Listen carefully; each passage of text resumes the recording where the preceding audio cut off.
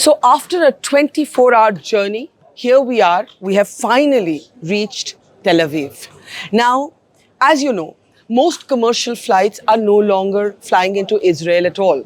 The only flights that are really operational are government operations of evacuating citizens, much like India's own Operation Ajay.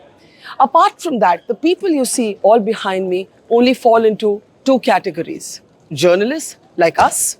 Some journalists are, of course, still coming into Israel. But most people who are on these flights are Israelis coming home. Israelis who are looking to come back to reunite with their loved ones, with their community. They're coming in from all corners of the world, but also Israelis who are getting ready to volunteer and be part of the Israeli military operation. In fact, Israel has called upon a record 300,000 reservists to add to its already standing army strength of about 176,000. The Hamas, by contrast, that it is retaliating against, is estimated to have about 30,000 men in its ranks.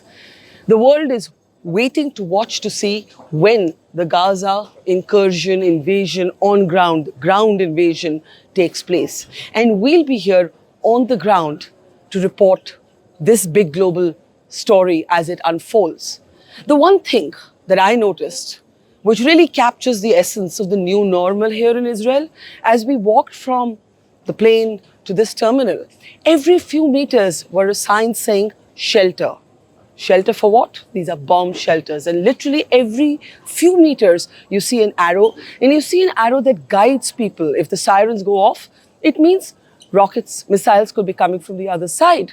And while, of course, Israel's Iron Dome famously intercepts these missiles, people are now trained here to respond to these sirens and seek shelter if the siren instructs them to do so. So you see these little posters saying, shelter, shelter, shelter, every few meters as you walk.